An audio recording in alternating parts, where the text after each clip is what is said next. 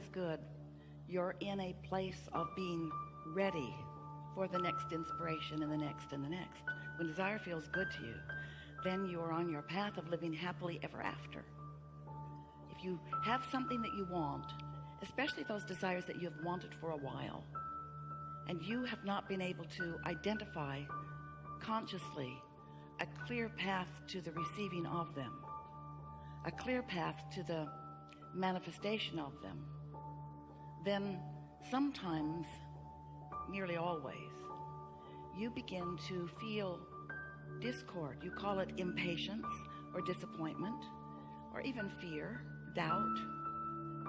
Sometimes you feel blame of others or unworthiness that it hasn't come to you, or irritation that the same kinds of things are coming to other people but not to you. And so when your desire doesn't feel good to you, it's not on track, and that's why it doesn't feel good to you.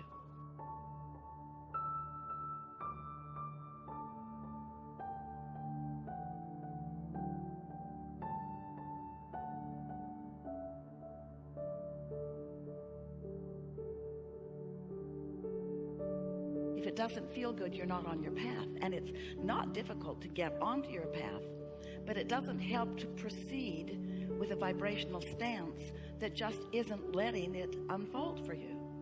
It would be like knowing that there's a treasure buried somewhere in your backyard, and it's a big backyard, and you know it's out there, but you have no treasure map. So you have no sense of where it is, and so you have to dig up the whole backyard.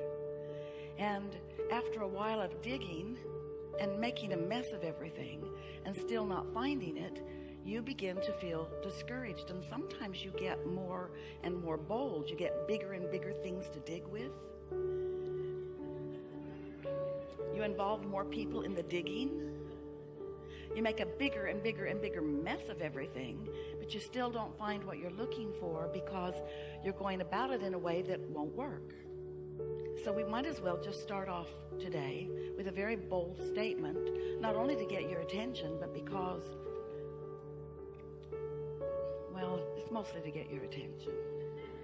But it's also something that is absolute and very important for you to understand. Sometimes you just cannot get there from where you are. And that sounds different from what you usually hear from us, because you count on us as being your optimistic friends who say you can be or do or have anything that you want. And while that is still true, sometimes you cannot get to where you want to be from where you currently are. But we're talking about your vibrational stance, and what we're really talking about is that sometimes you, fairly frequently,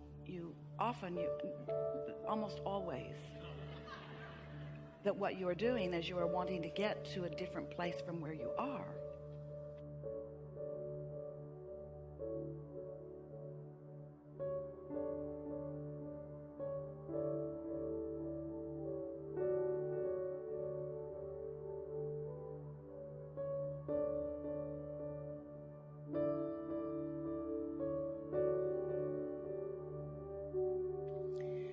You are approaching it from your physical.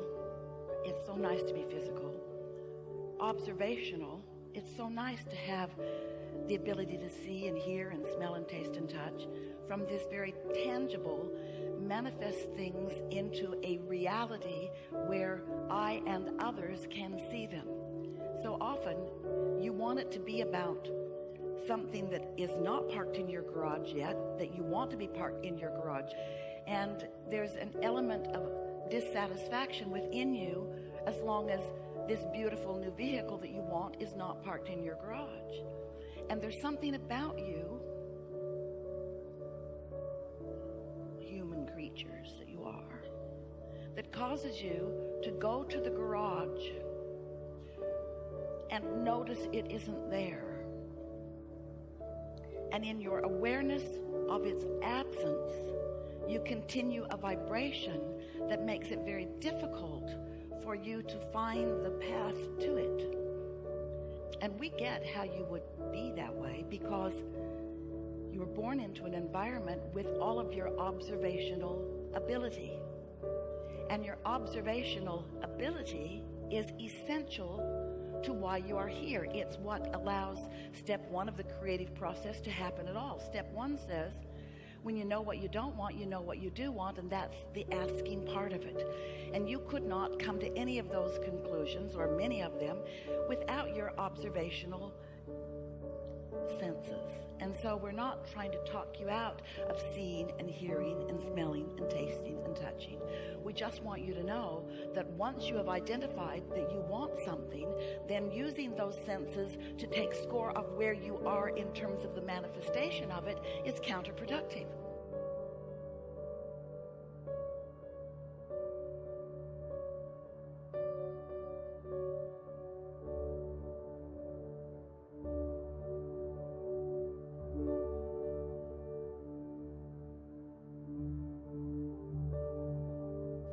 So it's like step one is ask, step two is source delivers it vibrationally, and step three is you've got to tune into the vibration of it so that you can translate the vibration of it into the thing that you want, or into the experience you want, or into the having of whatever it is that you want. But most of you are so involved in seeing and hearing and smelling and tasting and touching that you use your observational senses to help you with step one. I know what I don't want, and therefore I know what I do want, and what I do want is a new vehicle, or what I do want is a new relationship, or what I do want is an improved relationship, or what I do want is a better job, or what I do want is. And once you've identified what you do want, now we want you to stop noticing that what you do want isn't. That's what's tripping you up. It's the taking score of what you want. So you're not letting step one serve you in the way that it could. You're letting it serve you. You're launching the rocket of desire. You're creating a vibrational reality. It's what your vortex is, your vibrational reality. When you ask for something, it becomes vibrationally.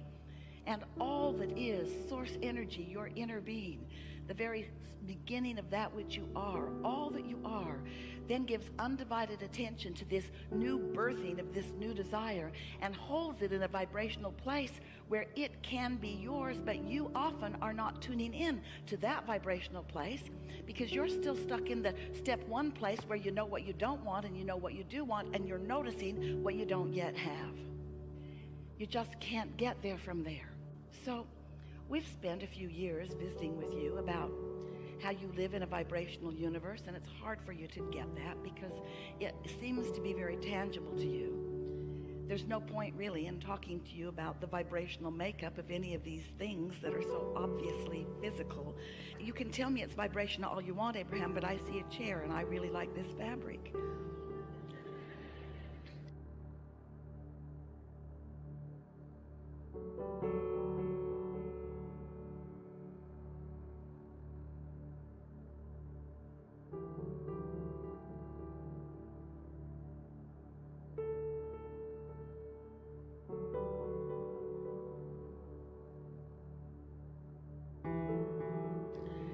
So talk about the vibration of it if you must, but I'm a physical human here in a physical body, and I'm used to looking at chandeliers and lights and room dimensions and measurements and what everybody's wearing or not wearing and so forth. I like to see and hear and smell and taste and touch my vibrational reality. And we say, yes, you do, and we want you to, because this is the leading edge of thought. And that is where the greatest satisfaction is ever experienced in all of the creative universe, of which we are all a part. And you said, I'll go forth into this tangible environment, and from my awareness of what's going on there, I will come to new and improved conclusions and decisions and preferences and desires, knowing that source energy then will follow the path of my new desire, and that then I will be the recipient, the liver of. I will get to drive the new car. I will get to experience the new technology. I will get to eat the new food and live in the new environments and dwell in the new dwellings. I get to live in this leading edge environment. But you didn't come to just live in this leading edge environment. You came as a creator of this leading edge environment, and you will never be happy if you are only in an observational state. You will never be happy if you remain only in a reactionary state.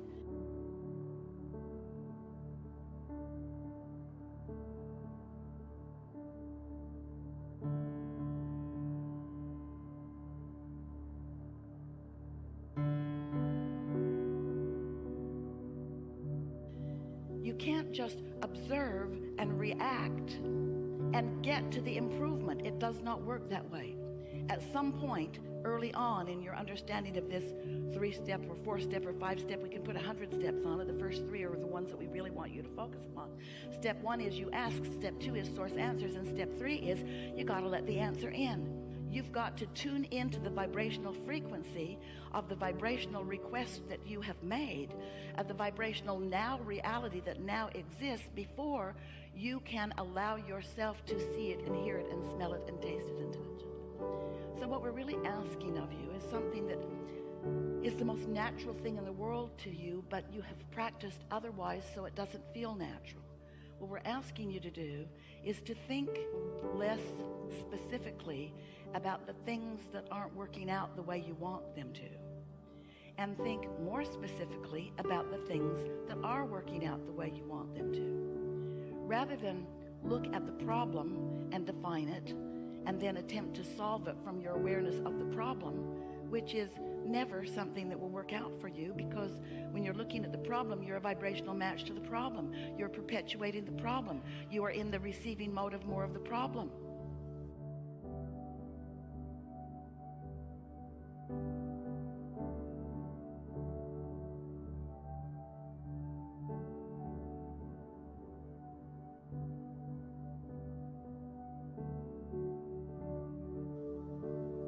Find a way to identify the problem and then back off from your awareness of the problem and see it as a request for something different, and then find a way to be a match, a vibrational match, an emotional match to the new and improved that you are asking for.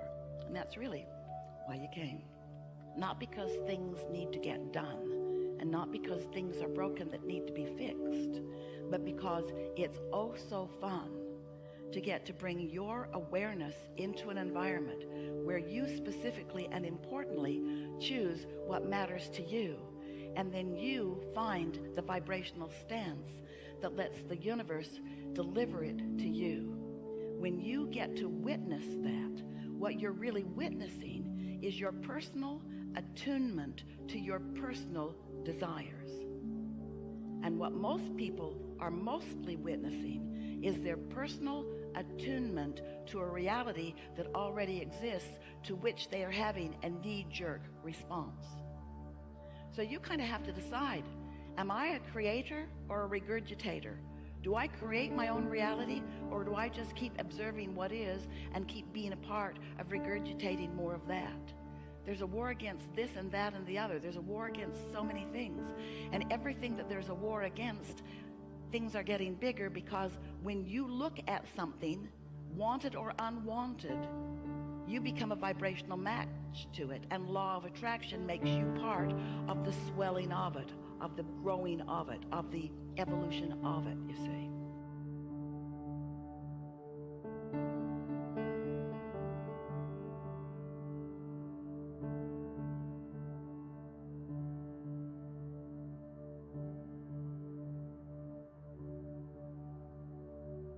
So, we have a few questions for you. Not because we don't know the answers, because we have a very clear vibrational awareness of where each of you stands in relationship to what each of you desire. It's just perfectly clear. But the reason that we're going to ask these questions is because we would like to bring you to a more centered place in your awareness. We would like to help you to find that, some call it grounded, we call it essential, that beginning vibrational root of who you are. Because if you can frequently return to your vibrational knowledge, then what happens is you stop all the chatter that doesn't matter, that is preventing you from a clear and, more important, satisfying path to the unfolding of what you want. So, just some fun questions. Call out if you want, or just project with your thoughts Either is fine, because it's all for you. Do you understand that you are more than this physical body?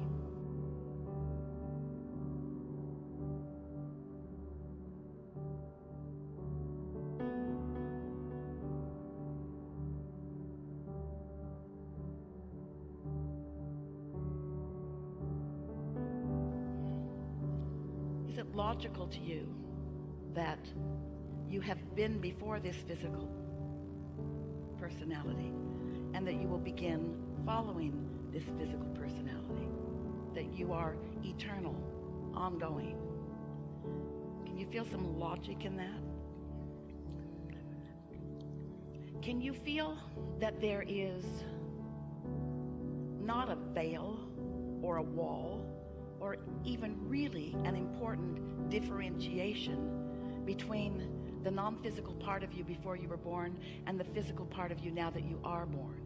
In other words, can you stretch your awareness of who you are to include who you really are, the whole of who you really are? Can you acknowledge that you are sourced, that there is a source of you who is in real time aware of you? That's really the question. A non-physical part of you, keenly aware of this physical part of you. Can you find that knowledge?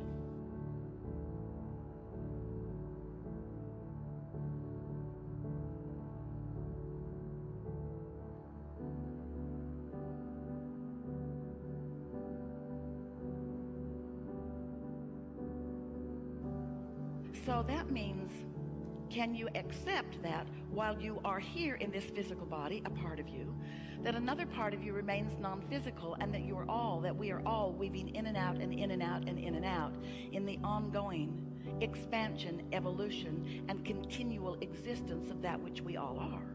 In other words, for expansion, your part is so essential to the equation. And for stability, our part is so essential to the equation. And vibrationally speaking, we are really all one.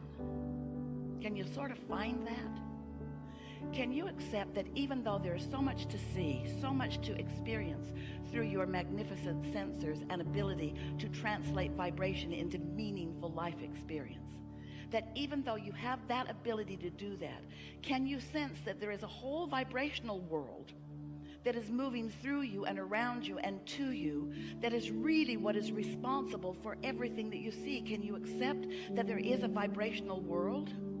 And can you accept that this vibrational world matters? Can you accept that from that vibrational vantage point, your Earth continues to spin in its orbit in perfect proximity to other planets? And can you accept that that really is not something that any of you, no matter how wise you are, is really doing with your own physical mind? We're asking you, do you accept that there's more to this equation? And does it feel purposeful to you, or was it just sort of a lucky thing that turned out? A sort of random thing that just happened, and bam, perfection. We spin in our orbit, eon after eon after eon, in perfect proximity. How odd that must seem if you think it is random. But when you think about the purposeful existence of that which you are, and the importance of the continuing of that which you are, then can you see that the continuance of that which you are and we are, and that all that is really about new ideas calling energy forth into new time-space reality. Do you think that as you're here in this physical body, in this magnificent time and place, do you think that there's another realm somewhere else that is really more complete, more perfect, more finished, that you are striving to join? Yeah, we thought you might think that, but it's not like that. It's not like that.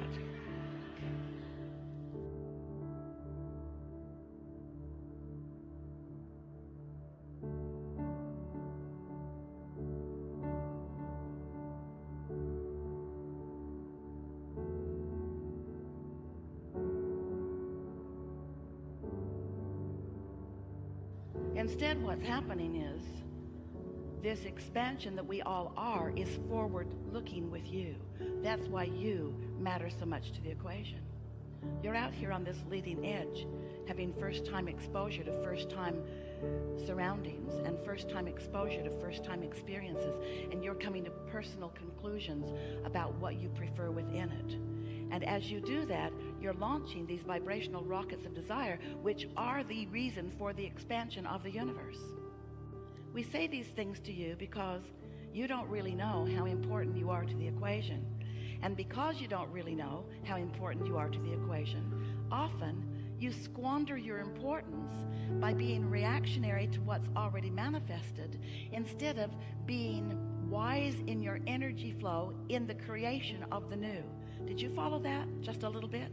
When you see something and you know you don't like it, and that's all right, that's what step one is, but then you stay fixated on what's wrong with what you don't like. You hold yourself in a pattern of vibration that does not allow you to be the receiver of the improvement, because the vibration of the question or the problem is different than the vibration of the answer or the solution. So what we're really saying to you in the lightest way we can say it, and we think you can follow it given the questions that we just asked and that you just answered, you're sort of, most of you, stuck in step one. Sifting and sorting and evaluating what is, so enamored with the physical creation that you've forgotten that you're creator. It would be like being a really wonderful artist who has created a really magnificent statue, and then you just spend the rest of your life, this isn't really as magnificent as we are describing, but then you just spend the rest of your life admiring what you created that time way back then, and not allowing the juices to keep flowing. And so the satisfaction factor of this creation, no matter how magnificent it once was, or no matter how many people once thought it really was beautiful, it will not continue to satisfy you for very long, because what satisfies you is reaching for more and finding a way to line up with the more. What satisfies you is being an extension of source energy and allowing that source energy to flow through you real time. And so when you are reacting for more than a moment to something that's going on in your human environment, when you're reacting to it and holding your consciousness about this thing that you are not really enjoying or not wanting, then even though you've launched rockets of desire, and even though source is all over it, and even though streams of consciousness are flowing to it, and the energy that creates worlds is already flowing toward the creation of the new improvement, if you're holding yourself in awareness in reaction to the problem that you don't want, then you never become part of the solution, and you never feel satisfaction. You never feel a moment of satisfaction, because you know what satisfaction is? Satisfaction is just a word. Like so many words, satisfaction is a word descriptive of the way you feel. And satisfaction is the best word that Esther can find that means what we mean when we say the blending in any moment of the perspective of your human perspective and the perspective of your non-physical God force perspective. When you are looking at anything in a way where you are not in the moment introducing resistance because of a sort of varied, flawed premise from who you really are, you feel satisfaction. In other words, let's say life has helped you to realize that you really could use more money. And in your awareness that you could really use more money, and that awareness might come up often, many times in a day, let's say. So every time that happens, you launch a rocket of desire, a request really for more abundance. And each time you do that, your abundance grows vibrationally in what we are referring to as your vibrational reality. It's like the beginning steps of the creative process.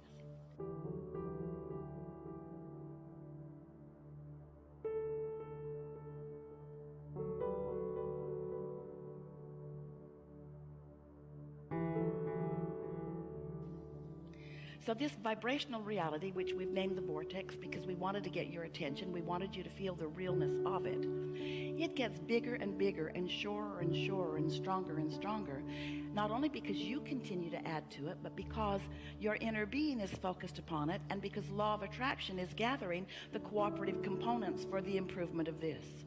So you have, without knowing it, created a veritable fortune that is identified as yours. It's yours.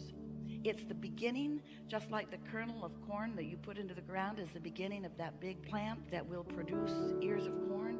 This vibrational reality is that for you. But if you are humanly natured, if you are enamored by seeing, hearing, smelling, tasting, touching, if you are not remembering that you are a vibrational creator, then you might be still standing over here in the discomfort of the money not being here yet. It hasn't manifested, and so you're holding your attention so much on what is and having knee-jerk reactions to that. So you're holding yourself vibrationally in a different place than where your abundance is, which means you cannot be doing that and be in step 3, which is the receiving mode, at the same time, any more than you can set your radio dial on one channel and hear what's being broadcast on another. The frequencies have to match up. So you've asked for and have created a vibrational reality. You have a vibrational abundance that is really beyond our ability to describe it to you. But if it isn't in your bank account yet, if it isn't flowing through your experience, it means that you are vibrationally in a different place. And it's easy to understand why, isn't it? Because when you're looking for something that you cannot see, when the bank does not acknowledge that the money is there. So you say to us, all right, Abraham, we'll play your silly game. We'll accept that there's something over there where Esther's arms are pointing. We'll even call it the vortex like you do. Just tell me, how do I get the money out of the vortex and into the bank? That's all I really want to know.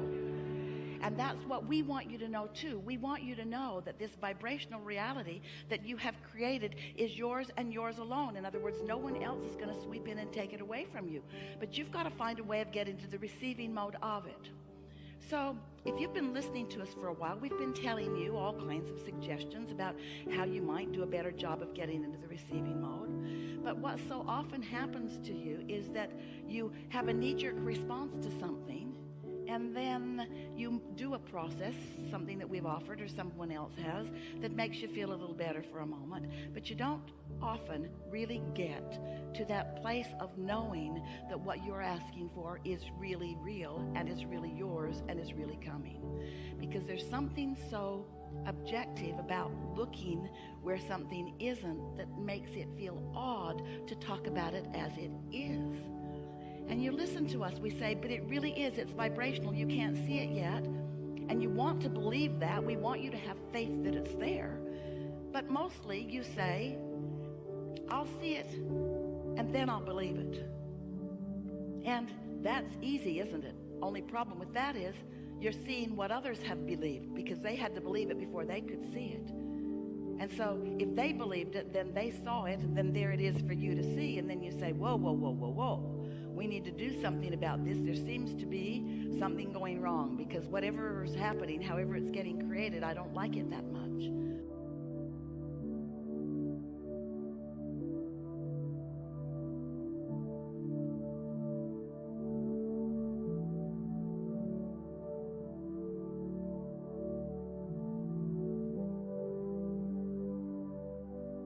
And we want you to understand that you get to modify it for yourself all day, every day. And that the energy that creates worlds is backing you up in support. So, you want more money.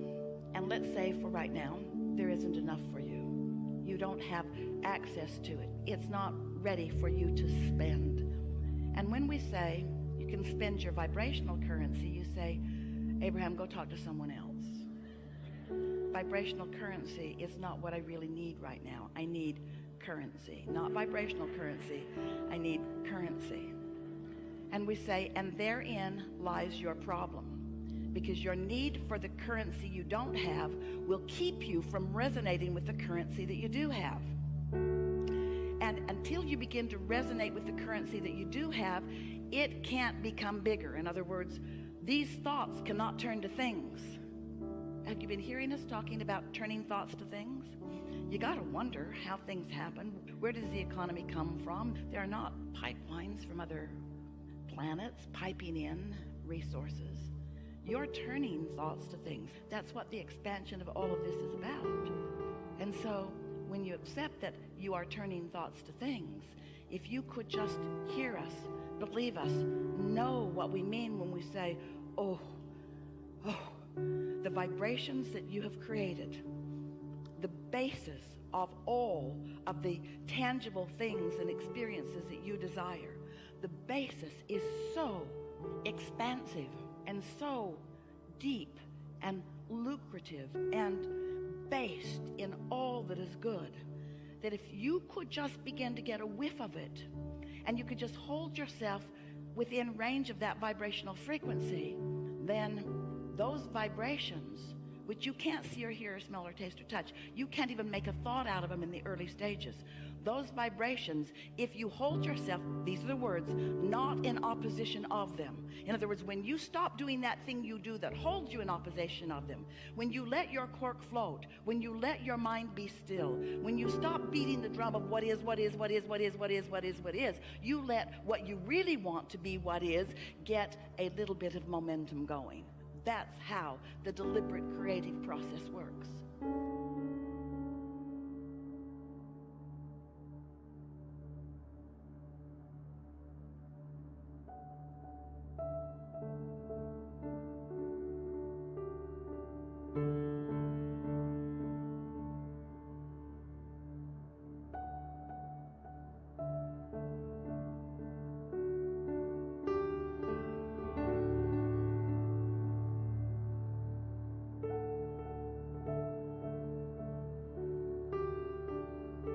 But what that requires is that you have to find a new starting place. We were watching Esther the other day. She was having an experience with someone that she really cares a lot about, who was having response to her. They were having a sort of responses with each other that was not pleasing either one of them. And no matter how hard Esther tried to find the right words, she could not find the right words, partly because she was not purely in the receptive mode, and absolutely because the person she was talking to was not in the receiving mode. And so Esther found herself in one of those, you fell into, feudal situations where it doesn't matter what you say or what you do, it's just going to be what it is. You're just not going to have any movement on this at all. And so then, once the conversation ended, now Esther is still trying to think about it, but still getting no movement about it. No movement. In a sort of rut. Do you ever find yourself in a rut? So something's gone wrong. You don't want it to be wrong. You try to pivot. Abraham said, pivot. Pivot. When you know what you don't want, think about what you do want.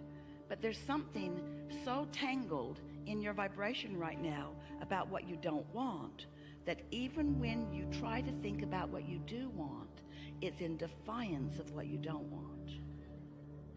In other words, it's all tangled in there together. You just can't get there from there. So Esther got out, Ask and It Is Given. Her favorite book. 22 processes in the back of it. 22 processes of what to do when different things happen. So she did a little of this and a little of that, and a little of that, a little of this, a little of this, and she got feeling a little better. But not good enough that that thought left her mind altogether. So all day long, she stayed in a sort of rut that she had created. This is what I've got, but this is what I want, and this is what I've got, but this is what I want, and this is what I don't want, and this is what I do want, and this is what I don't want, and this is what I do want, and this is where I am, and this is not where I want to be, and this is where I want to be, but this isn't where I am, and this is where I am, and I don't want to be here. I want to be over there, but I'm not over there. I'm over here, not over there. I'm over here, not over there. I'm over here, not over there. It was exhausting.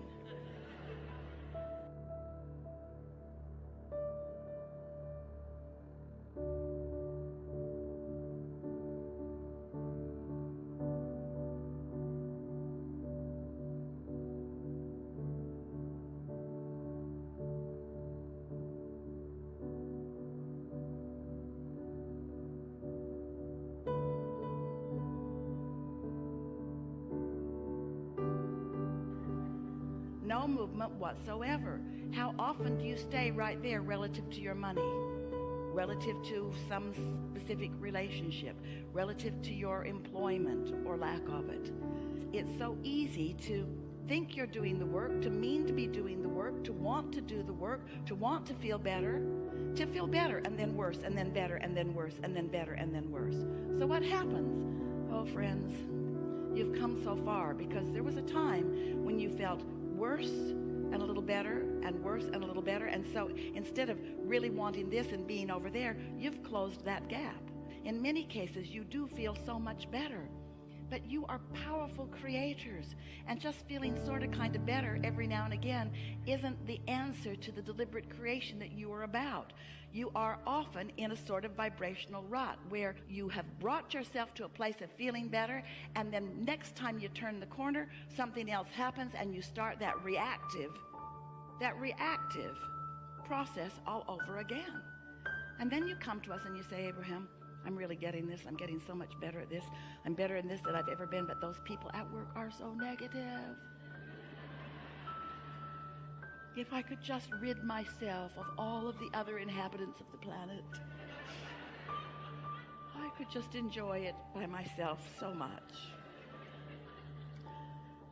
So we wipe everybody else off the planet. 3 days later, you're complaining about loneliness. We know you. We know you. Where am I going to eat? All of the people are gone.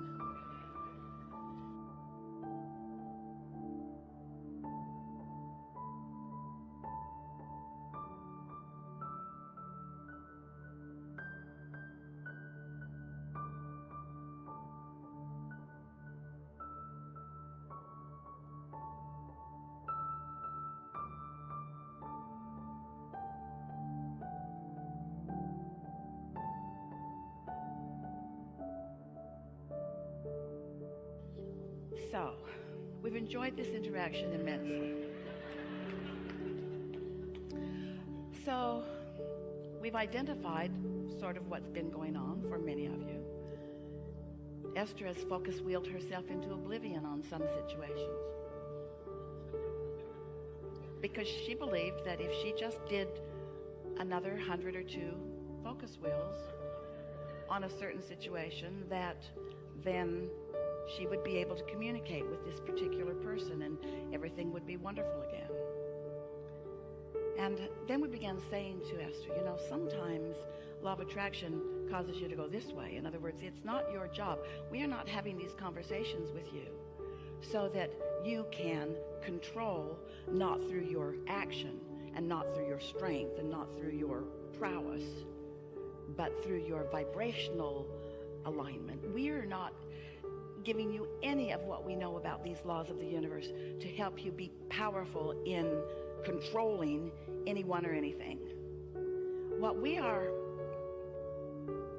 knowing that you want to know is how you can consistently be more of a vibrational match to what you have put over here in your vibrational reality, which means you got to find some way of shaking loose of this rut that you're in, where your highs go this high and your lows don't go that low, and your highs are this high and your lows only go that low. But you've got to get all the way there in order to really be in the receiving mode. You can't be in the receiving mode of magnificent things and be in the petty mode of focusing upon things that other people are doing that bug you. They just don't go together. So here's what we're getting at, and that may be the best sales job that we've ever given in helping you to understand that there's a reason that we are here talking to you about vibration. So this is the conversation about thoughts turning to things. This is the conversation about you being so practiced in a thought that that thought becomes a pure expectation, an absolute belief, a belief that holds no doubt, a belief that doesn't contradict itself, not a hope, not a yearning, not even so much a belief, but a knowing, an unequivocal decision made by you, practiced by you, known by you, exuded by you, and the cooperative components of the universe assisting you in being the receiver of the ongoing, evolving, evolutionary receiver of the satisfaction as each and everything that you desire blossoms into your experience, giving you unequivocal satisfaction moment by moment as it moves along. But you've got to start someplace other than over there so close to where you are.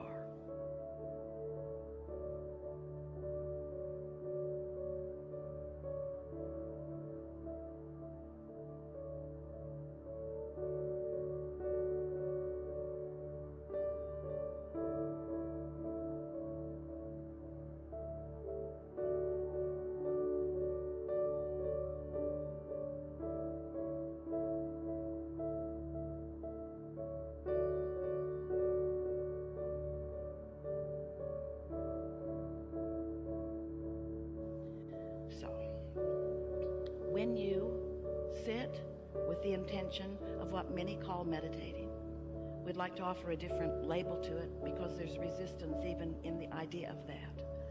But if you can decide that you want to quiet your conscious mind enough so that the non-physical mind that is purely focused upon all that you've become and the wholeness of who you are, if you can find a way of tuning into the vibrational frequency of that, those vibrations, once you learn to sit there for a little bit within them, will begin to turn to thoughts. And when those thoughts come, you will feel and understand, while we don't want you to focus very much upon them, the pleasure and the satisfaction of that thought.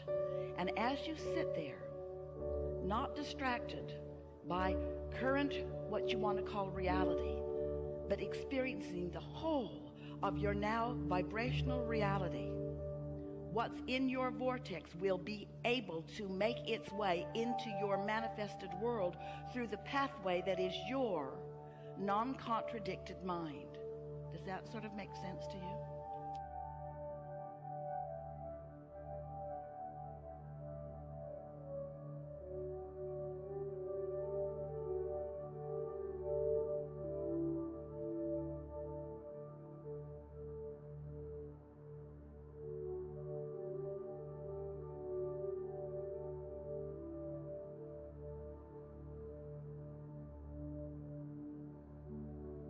So, have you ever sat to meditate?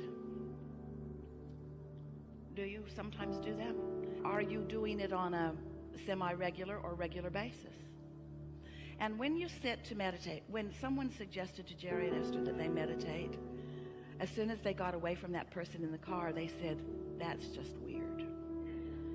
Jerry said, "I think of myself more as a business person."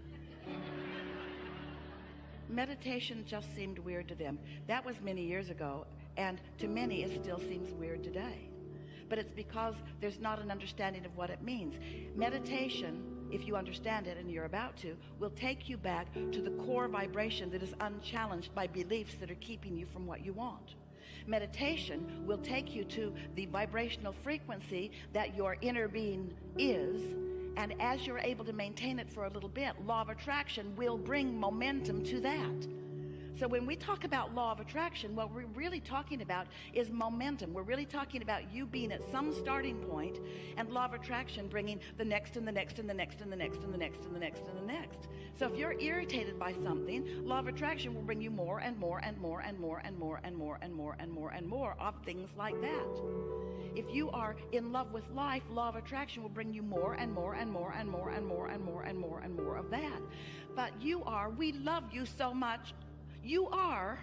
We love you so much. You are sloppy in your thinking. You are reactive in your thinking. You are letting everything in the world be the reason that you are offering the vibration that you're offering, and then you are in opposition to what you really want. You can't get there from there.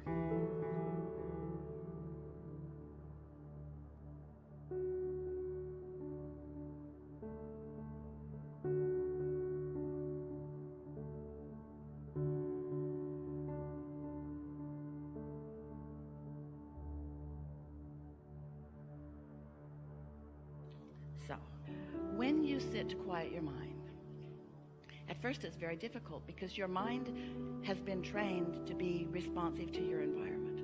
But when you quiet your mind, and what that requires is focusing upon something quieter. Esther sat to meditate yesterday, and she had a load of clothes in the washing machine, and a door closed, but she could still hear the clanging and the banging of the zipper on the jeans, and it kept her from being able to withdraw from her physical experience. Just something that simple. And she thought, well, it'll stop in a minute, but it didn't. It was an hour and 12-minute cycle. And so it wasn't a good choice of a time or a place for her to intend to quiet her mind.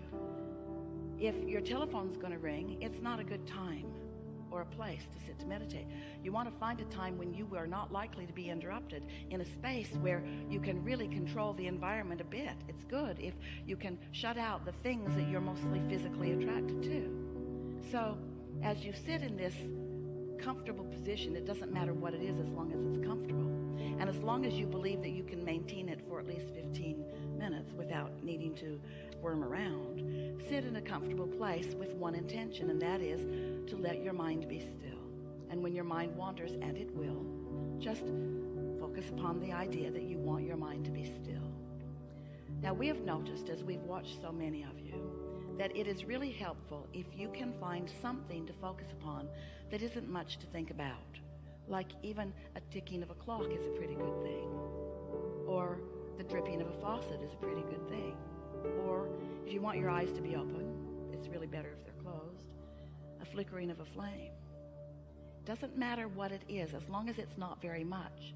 So it has your attention, but it doesn't bring a lot of attention. You get the idea. Find something that is easy for you to focus upon that's not very thought-provoking. And then just focus on it until you receive the sign that you have quieted your mind. And that sign is a physical, visceral feeling of detachment from this time and place. It feels like numbness. It feels like floating. It feels like a suspension of gravity. It feels like detachment. It feels like soothing. It feels delicious. So Esther is sitting there, and once she achieves that state, she begins to realize that some intention other than her own is making motions with her physical body. In other words, she's not deliberately thinking about what she's going to do with her physical body. Something else is. That broader perspective is. That quieted mind is. And once she feels that detachment and begins to feel that, and you will in a day or two or three or four or five, you will feel that. And here's the advantage to you. When you get to that place where you are mindless, you are thoughtless, and the non-physical part of you now is the dominant part of your vibration, you are in a state of utter well-being just for a moment. And you are not doing anything with your physical noticing, with your physical senses, that's distracting from that base of well-being. Now you see, the thing that's so wonderful about allowing, it might take you 15 minutes to get there, and you might only be there a minute or two before your meditation time is up. But that's enough. It doesn't matter how long it takes you to get there. It's just important that you get there, because when you get there, you've pushed the reset button. You've given yourself an opportunity to have detachment from the vibrations that are hindering you. And that rut that Esther found in her knowing what she didn't want and trying to find what she did want is now a little softer. It's less likely that she's going to stay in that rut once finding that. You see what we're getting at?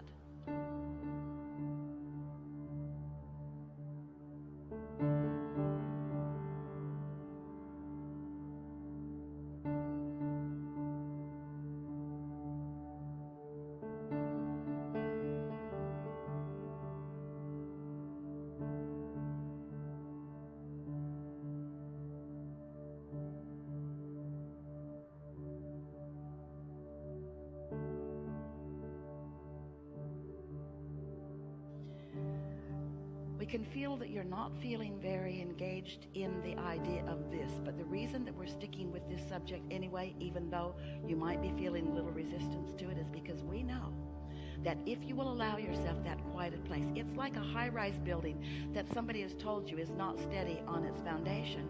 And so you just put more rebarb up in the top of it and more concrete and try to guy it out maybe to sky hooks or to other buildings or maybe to the ground. But if the foundation of that building isn't secure, it's not going to stand in that secure place very long, and neither are you. And meditation will take you back to your primal, not quite the right word, but you know what we mean, to your grounded, not quite the right word, but you know what we mean, to the very base, to the core of you, to the vibrational center of that which you are, to the goodness that is you, to the whole that is you, to the vibrational reality that is you, to your inner being who knows everything that you are wanting and knows where you stand in relationship to everything that you want.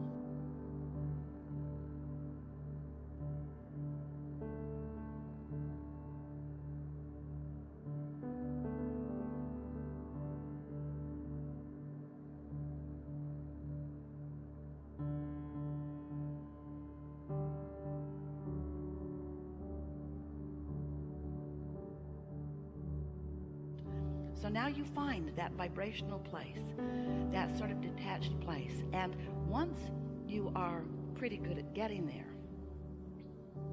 have you ever gotten there? You know what we're talking about? Once you are pretty good at getting there, what you will notice, if you will allow yourself to stay in that vibrational place for a little bit, is that the vibration will begin to turn to thoughts. Thoughts will begin to occur to you. And you will know the perfection of those thoughts because of the way they feel as they come across your mind. Now, when the thought comes, don't try to think about it. You're in the receiving mode. Receive the thoughts. Receive the thoughts. Let your vibrational reality and your inner being be the deliverer of the thoughts. You are the receiver of the thoughts. And as you allow yourself to be the receiver of the thought, and you don't contradict the thought by, I wonder if that was my thought, or if that was my inner being's thought, or I wonder if I really thought that, or who thought that, or was that a good thought, or was that a bad thought? I don't even know if I'm thinking good thoughts or bad thoughts. I'm not sure. Just let it be. And as you just let it be, law of attraction and momentum will cause that thought to become more and more and more until an idea will explode in your mind that will make you say, this meditation's over. I got places to go, things to do, people to see. In other words, you'll find yourself very soon feeling enlivened for the day.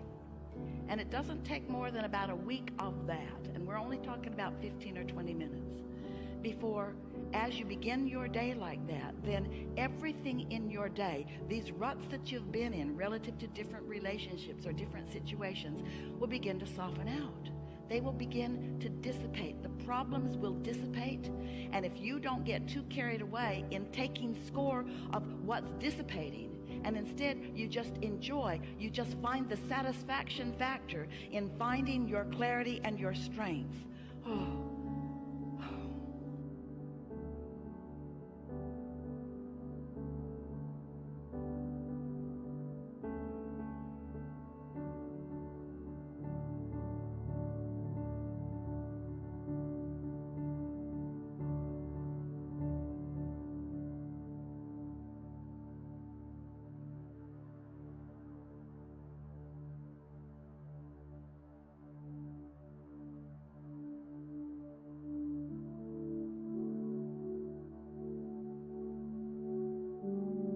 Besides what's happening with your mind, you allowing thoughts to turn to things, your physical apparatus is being rejuvenated.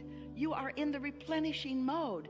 Everything about your experience is being enhanced and improved because you are allowing yourself a respite from the contradictory thoughts that you didn't even know you had, that are in the form of beliefs that you've picked up along your physical trail in defense of the world that you are defending yourself against. You must be defenseless to be in the receiving mode. And that feels so weird because that sounds like, oh, but what if there are bad things trying to get me? And we say, the thing is, no bad things are even after you unless you're thinking about them. So when you defend yourself against them, you're putting more thoughts that you need to defend against. You sort of kind of get what we mean by that?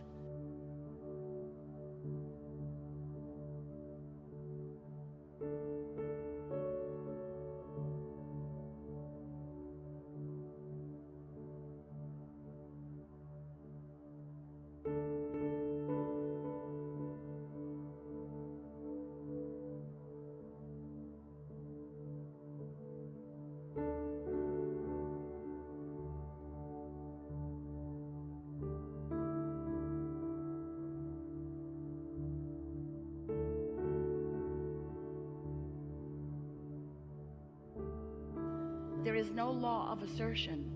There's only a law of attraction. Nothing is being asserted into your experience. It is all being attracted into your experience.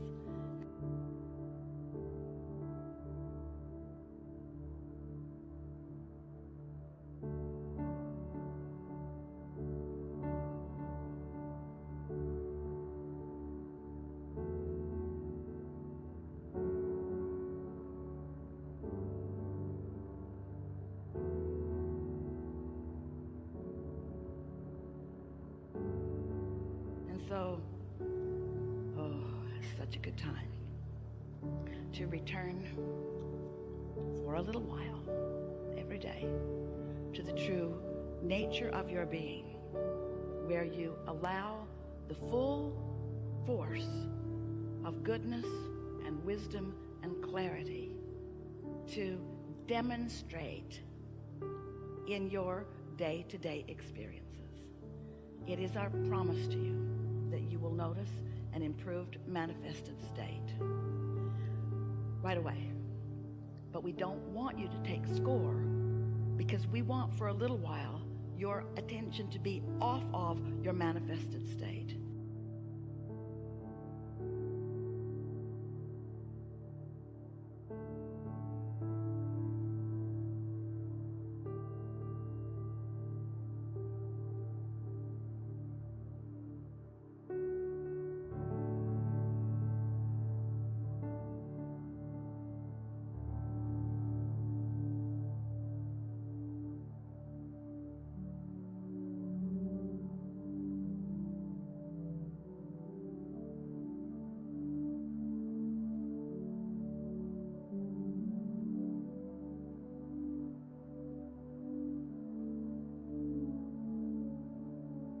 Want your attention for a little while to be upon your vibrational basis, because vibrations turn to thoughts and thoughts turn to things, and the satisfaction factor of releasing resistance and sitting there in that soup of well-being is satisfying. And when a thought comes into your mind that's about well-being and love, when it's a thought that you can't even articulate, it's just a feeling of well-being, that's a satisfaction. And when that thought turns to a thought of something that you're appreciating, and you allow yourself to just ponder that thing that you're appreciating, there's satisfaction. And then when that thought gathers up another thought or two, and you begin to feel enthusiasm in your experience, that's satisfaction. And then when you move out into the day, and your timing is better than it's ever been, that's satisfaction. When you find timing everywhere you go, that's satisfaction. And you're the only one that will be witnessing it, because you're the only one that really knows what you've been asking for. But as it is demonstrated to you, not because you finally deserve it, but because you finally allow what you do deserve.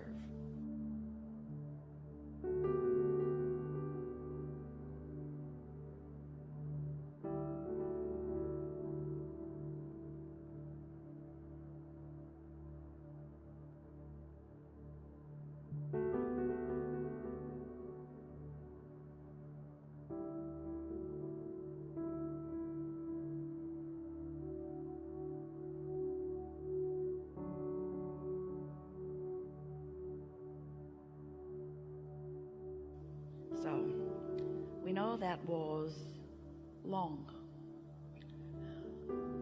We also know it is the most important thing that you've ever heard. Because, friends, you're trying, we know you are, you're trying to break through, but you're not starting with enough momentum. Start back here and you'll gain the momentum that equals the energy that creates worlds. And one who is connected to that kind of stream is more powerful than millions who are not.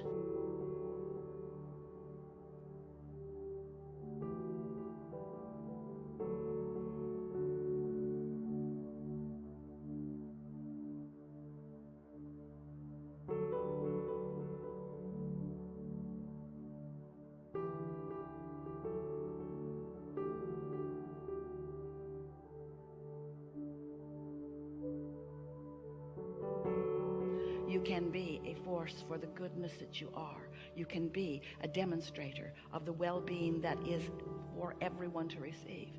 But you've got to allow yourself enough momentum that you're not distracted by the next thing that comes along or the next thing that someone says.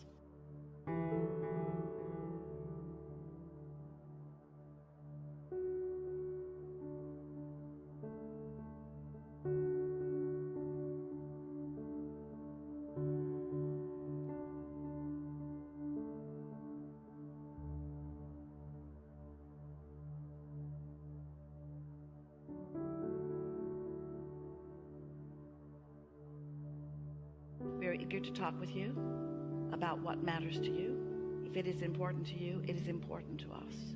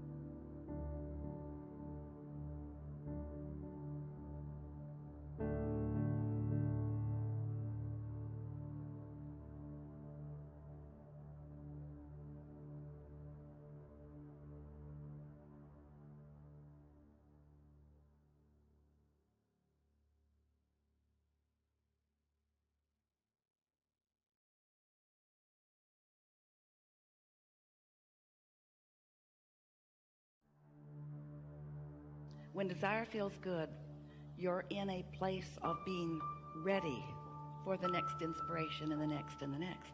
When desire feels good to you, then you are on your path of living happily ever after.